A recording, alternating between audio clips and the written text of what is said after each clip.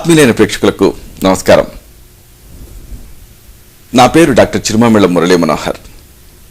ఆయుర్వేద సంహిత ఈ కార్యక్రమానికి మీకందరికీ స్వాగతం.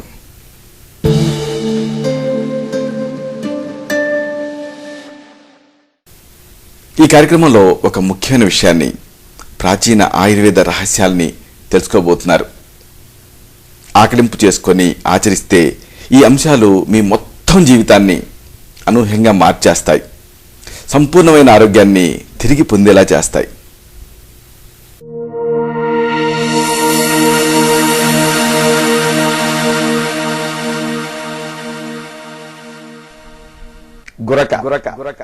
స్నోరింగ్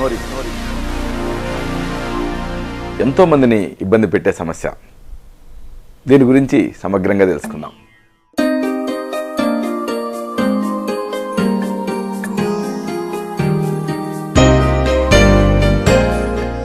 ఒక విశాలమైన నదిని, వెడల్పైన నదిని ఊహించండి. నదిలో నీళ్లు నిశ్చలంగా ఎలాంటి శబ్దము లేకుండా ప్రవహిస్తూ ఉంటాయి. ఈ నది ఒకవేళ ఇరుగ్గా ఉండేటటువంటి మార్గం నుంచి, దగ్గరగా ఉండేటటువంటి కొండల మధ్య నుంచి ప్రవహించాల్సి వస్తే ఏం జరుగుతుంది? నీటి ప్రవాహపు వడి పెరుగుతుంది, వేగం పెరుగుతుంది, నీళ్లు పారుతున్న శబ్దపు స్థాయి కూడా పెరుగుతుంది. సరిగ్గా మన గురక కూడా ఇలాగే మొదలవుతుంది. మనం పీల్చేటటువంటి గాలి ఒకవేళ ఇరుకైన మార్గం నుంచి వెళ్లాల్సి వచ్చినా, లేదా ఈ గాలి మార్గాలు అడ్డుకుపోయినా చుట్టుపక్కల నిర్మాణాల్లో ప్రకంపనలను సృష్టిస్తుంది. ఇది బయటికి గురక రూపంలో వినిపిస్తుంది. అసలు ఇలాగ శ్వాస మార్గం అనేది ఇరుగ్గా ఎందుకు మారుతుంది? కొంతమందిలో జన్యువులు దీనికి కారణం కింద ఉంటూ ఉంటాయి. అంటే మీ తల్లిదండ్రులు ఎవరికైనా ఈ సమస్య ఉంటే మీకు ఉంటుందని అర్థం చేసుకోవాలి. ఇక మరికొంతమందిలో వయసు ప్రభావం ఉంటుంది. అంటే వయసు పెరిగే కొద్దీ గొంతు లోపల కండరాల్లో బిగుతుదనం అనేది తగ్గిపోతుంది, అంటే డేలా పడతాయి. దీంతో ఈ స్నోరింగ్ లేదా ఈ గురక అనేది స్టార్ట్ అవుతుంది. గురకని పుట్టించే కారణాల్లో జన్యువుల్ని మీద పడేటటువంటి వయసుని మనం ఏమీ చేయలేకపోవచ్చు. అయితే గురకని ప్రేరేపించే కొన్ని అంశాలుంటాయి. వీటిని తెలుసుకోవాలి. ఆయుర్వేదం చెప్పేది ఇదే. సంక్షేపత క్రియాయోగో నిదానస్య చ వర్జనం అంటుంది ఆయుర్వేదం. అంటే కారణాలను కనుక్కొని వాటిని సరిదిద్దుకోవాలి, అదే చికిత్స.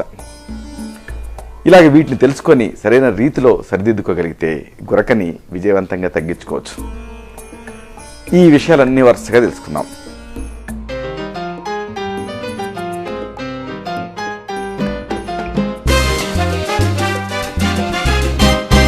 ముందుగా చెప్పుకోవాల్సింది నిద్రా భంగిమ గురించి.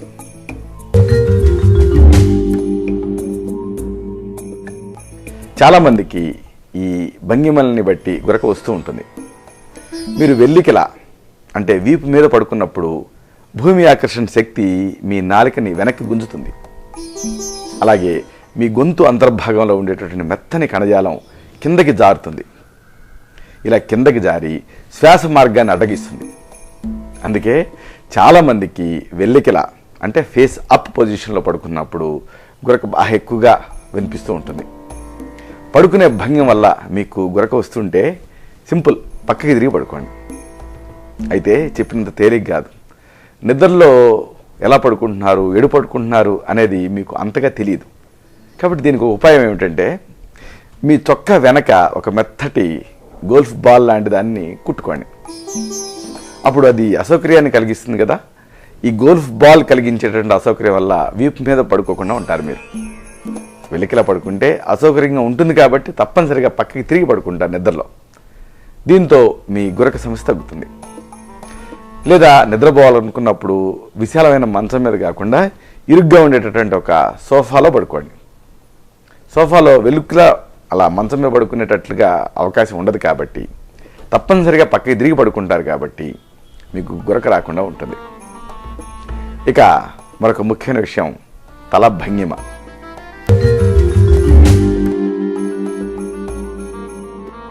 చాలామందికి 2 దిండ్లు వేసుకొని పడుకునే అలవాటు ఉంటుంది. అయితే ఇలాగ తలని మరీ ఎత్తుగా ఉంచి పడుకోవడంతో ఏం జరుగుతుంది? మెడకండాలు నొక్కుపోతాయి. దీంతో గాలి ప్రవాహానికి అడ్డు అనేది ఏర్పడుతుంది. ఇంకేముంది, గురక వస్తుంది. ఇలా జరగకుండా ఉండాలంటే ఏం చేస్తారంటే 2 కానీ లేదా 3 కానీ ఇలాంటి దిండులను వాడకండి. ఈ 2 దిండ్లు 3 దిండ్లు వాడే బదులుగా పల్చటి దిండు ఉపయోగించండి. లేదా బెస్ట్ ఏంటంటే అసలు ఏ దిండు లేకుండా పడుకోవటం. ఏ దిండు లేకుండా తలని శరీరానికి సమాంతరంగా ఉంచి పడుకోండి. అప్పుడు గుర్రకు ఇబ్బంది పెట్టదు. ఇక ముఖ్యంగా మనం తెలుసుకోవాల్సిన మరొక విషయం అధిక బరువు.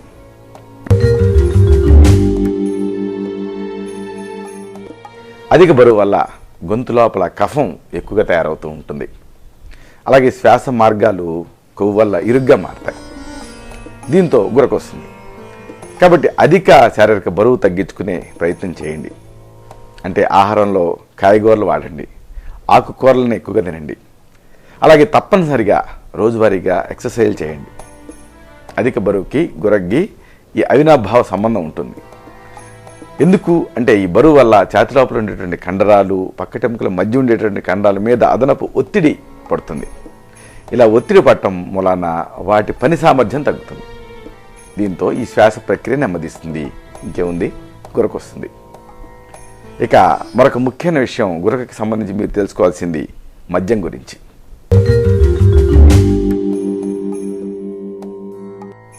ఆల్కహాల్ మీ అంతర్గత కండరాలని వదులు చేస్తుంది, లూజ్ అయ్యేలా చేస్తుంది. ముఖ్యంగా శ్వాస ప్రక్రియకి సహకరించేటువంటి కండర సముదాయాలు ఈ ఆల్కహాల్ వల్ల డీలా పడిపోతాయి. డీలా పడిపోయి రిలాక్స్ అవుతాయి.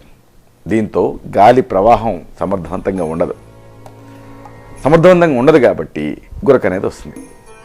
పైగా ఇక్కడ మరొక విషయం ఉంది. ఆల్కహాల్ వల్ల మెదడు పనితీరు మొద్దుబారుతుంది.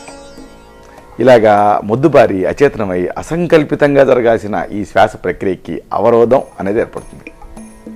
అందుకే ఒకవేళ మీకు ఆల్కహాల్ తీసుకునే అలవాటు ఉంటే మానేయండి. ముఖ్యంగా నిద్రకి 2 లేదా 3 గంటల ముందు అస్సలు ఈ ఆల్కహాల్ని టచ్ చేయకండి. ఇక మరొక ముఖ్యమైన విషయం చెప్పాలి. కండరాలను వదులు చేసే మందుల ప్రభావం ఈ గురక మీద ఉంటుంది.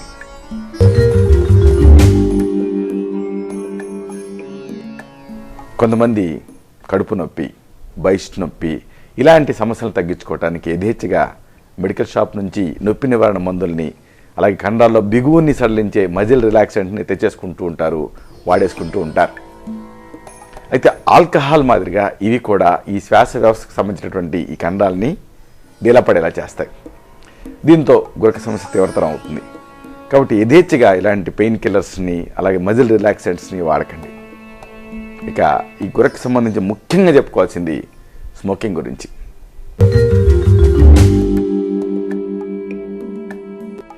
ధూమపానం వల్ల అనర్థాలు చాలా ఉంటాయి, అనేకం ఉంటాయి. ఇవి అందరికీ తెలిసినవే. అయితే ప్రస్తుత విషయానికి వస్తే మనం గురక గురించి మాట్లాడుకుంటున్నాం కాబట్టి సిగరెట్ల లోపల ఉండేటువంటి కొన్ని ప్రత్యేక పదార్థాలు గాలి మార్గాల అంతర్గత గోడల్ని కల్లోలపరుస్తాయి. దీంతో ఈ గోడల లోపల ఉండేటువంటి పొరలు ఉబ్బిపోతాయి. ఉబ్బిపోవటం వలన గాలి ప్రవాహాన్ని అడ్డగిస్తాయి. దీంతో గురక అనేది వస్తుంది. అందుకే గురక సమస్య మిమ్మల్ని వేధిస్తుంటే ముందుగా మీరు చేయాల్సింది, ఒకవేళ సిగరెట్ తాగే అలవాటు ఉంటే ఈ సిగరెట్ స్మోకింగ్ని మానేసి చూడండి. అద్భుతమైనటువంటి ఫలితం కనిపిస్తుంది. ఇక గురకకి సంబంధించి మరీ చెప్పుకోవాల్సింది ముక్కు దెబ్బల గురించి.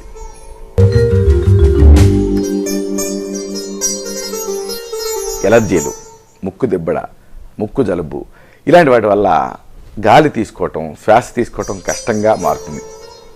బలవంతంగా గాలి పీల్చుకోవాల్సి వస్తుంది. కాబట్టి గురక మొదలవుతుంది. అందుకే గురకున్నప్పుడు ఈ ఎలర్జీలని, జలుబుని, ముక్కు దెబ్బడిని వీటిని తగ్గించుకోవాలి. ఆయుర్వేదంలో నసికర్మ లాంటి ప్రత్యేక చికిత్సా పద్ధతులు ఉన్నాయి. ఇవి ముక్కు దెబ్బడిని అమోఘంగా తగ్గిస్తాయి. ఇక ఈ గురకకి సంబంధించి చెప్పుకోవాల్సి వస్తే ముఖ్యంగా చెప్పుకోవాల్సింది వాతావరణంలో తేమ గురించి.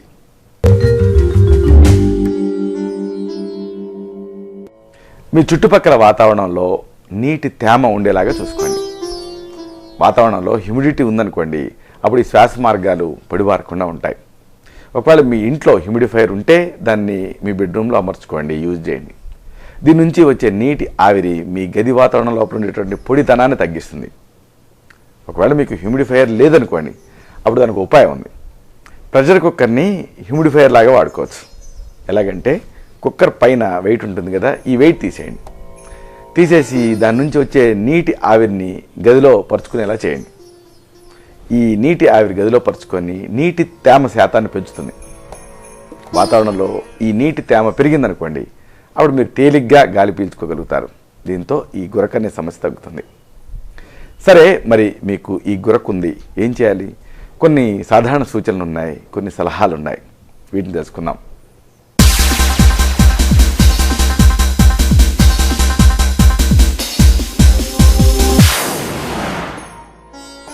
మొదటి సూచన, ఒకవేళ నిద్రపోయే వాళ్ళ గురక మిమ్మల్ని డిస్టర్బ్ చేస్తూ ఉందనుకోండి, అంటే మీరు బాధితులు గారు, కానీ ఆ గురక పెట్టే వాళ్ళ పక్కన మీరున్నారు, ఆ గురక మిమ్మల్ని డిస్టర్బ్ చేస్తుంది.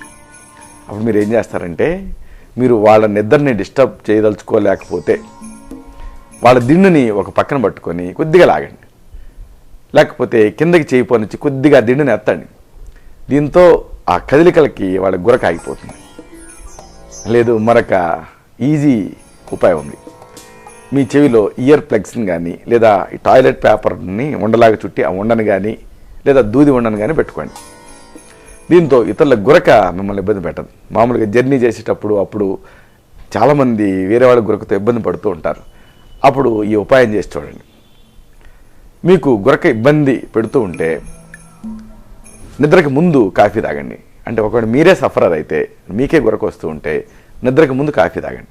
ఎందుకు అంటే కాఫీ లోపల ఉండే కెఫీన్ ముక్కు లోపల ఉండేటువంటి నరాలను ప్రేరేపిస్తుంది, చైతన్యంతో ఉంచుతుంది. దీంతో కఫం పేరుకుపోదు కాబట్టి గురక రాకుండా ఉంటుంది. అలాగే మరొక ముఖ్యమైన విషయం, సైనసైటిస్, జలుబు ఇలాంటి వాటిని తగ్గించుకోండి. ఇక మరొక ముఖ్యమైన విషయం ఉంది, బాగా అలసిపోయేంత వరకు పని చేయకండి. అలాగే అన్నిటికంటే ముఖ్యం, నిద్ర సరిపడినంతగా ఉండేలాగా జాగ్రత్త తీసుకోండి. స్లీప్ డిప్రైవేషన్తో గురక ఎక్కువ అవుతుంది. అలాగే నిద్రకి ముందు పెరుగు, అరటిపండ్లు, స్వీట్లు ఇలాంటివి తీసుకోకండి. సరే, మరి మీకు ఈపాటికే గురక ఉంది, బాధపడుతున్నారు, దీనికి ఇంట్లో చేసుకునే గృహ చికిత్సలు ఏమిటి? వీటిని తెలుసుకుందాం.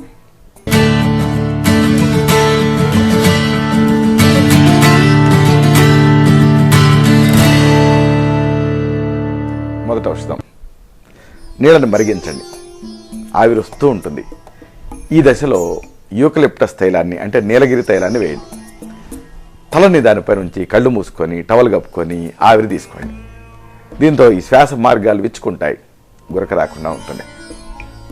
ఇలాంటిదే మరొక ఔషధం, మిరియాలు, లవంగాలు, యాలక్కాయలు, సొంటి పొడి అన్నిటి సమానంగా కలపండి, ఒక డబ్బాలో పెట్టుకోండి. ఈ పొడిని ఒక చిటికెడు మీరు తాగే టీకి లేదా పాలకి కలిపి ఆ పానీయాన్ని తాగేయండి. ఇలాగ రెగ్యులర్గా చేస్తూ ఉంటే ఈ పదార్థాలన్నీ కఫాన్ని తగ్గిస్తాయి. కఫం తగ్గుతుంది కాబట్టి గురక తగ్గుతుంది. కాబట్టి వీటిని ఇలాగ పానీయంగా తీసుకోవచ్చు, లేదా ఆహారంలో వీటిని ఉపయోగించవచ్చు. ఇక దీనికి మంచి ఆయుర్వేద ఔషధాలు ఉన్నాయి, వీటిని కూడా తెలుసుకుందాం.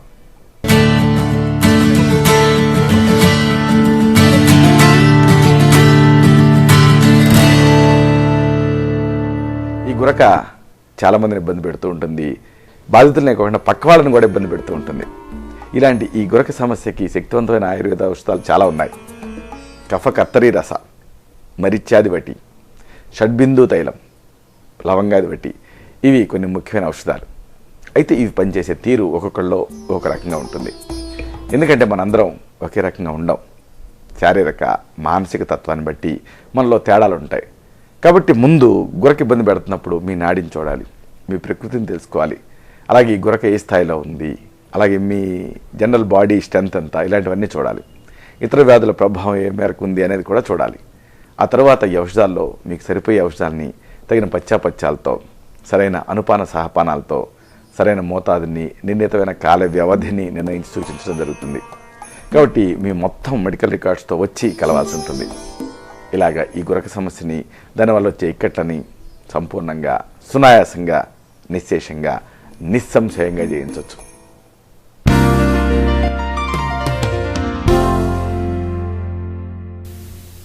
చూశారు కదా, ఇది విషయం. ఈ కార్యక్రమం మీకు ఉపయోగపడిందని, ఉపయోగపడుతుందని ఆశిస్తాను.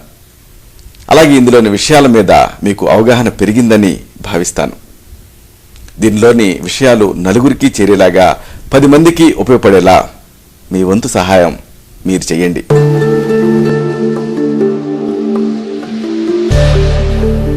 మళ్ళీ ఇదే కార్యక్రమంలో మనం కలుసుకున్నప్పుడు ఇలాంటి మరొక ఆసక్తికరమైన అంశాన్ని తెలుసుకుందాం.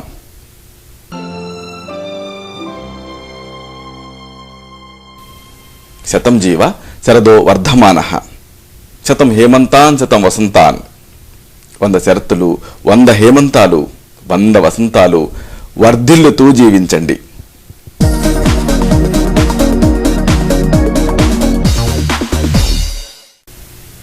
శుభం.